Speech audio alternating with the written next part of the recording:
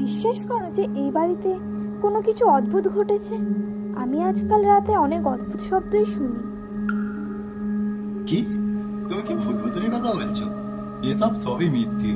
বাড়ির পুরানো কাঠের জানলা কিংবা বাতি, এগুলো তো সমস্যা তৈরি করে।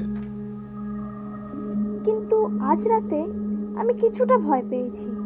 কিছু অদ্ভুত সুর শুনলাম, মনে হয়েছিল কেউ আমার পাশে দাঁড়িয়েছিল।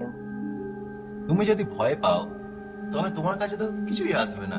চলো, আমি তোমার সাথে থাকি, সবকিছু বুঝিয়ে দেবো।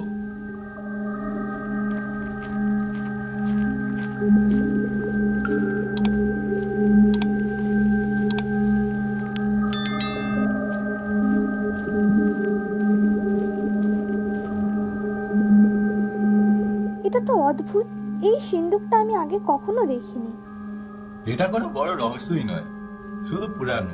দেখো, একটু খোলার চেষ্টা করি। এই কি, সিন্দুকটা আবার বন্ধ হয়ে গেল।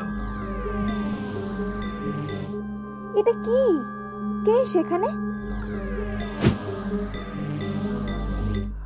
তোমরা কেন এখানে এসেছো? আমি অনেক বছর ধরে এখানে বন্দি।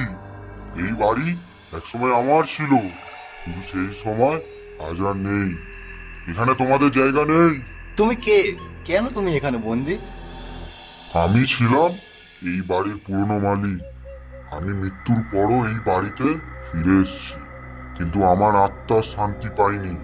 তোমরা যদি আমাকে সাহায্য না করো তবে আমি তোমাদেরও এখানে আটকে রাখবো। আমরা কি করতে পারি? তুমি কিভাবে বা মুক্ত পাবে? তোমাদের মধ্যে একজন যদি সত্যিই আমার আত্মার শান্তি দিতে পারে তবেই আমি মুক্তি পাব।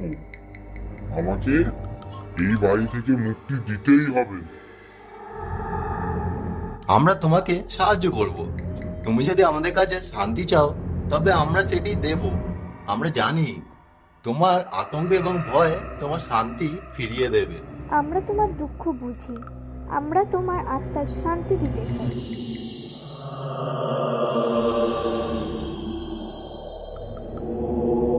তোমরা আমাকে মুক্তি দিয়েছো, ধন্যবাদ। এখন আমি আর এখানে থাকবো না।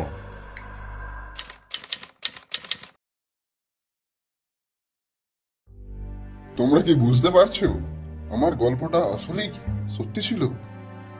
তুমি জানতেও কেন তুমি আমাদের কিছু বললে না? এটা আমি তোমাদের বলিনি কারণ কিছু কিছু রহস্য শুধুমাত্র মানুষের অভিজ্ঞতা থেকেই জানা যায়। আজ তোমরা নিজে থেকেই তা বুঝতে পেরেছো, কিন্তু জানো এই বাড়ি কখনো পূর্ণ শান্তি পাবে না। প্রতিটা জিনিসের একটি অন্ধকার দিক থাকে।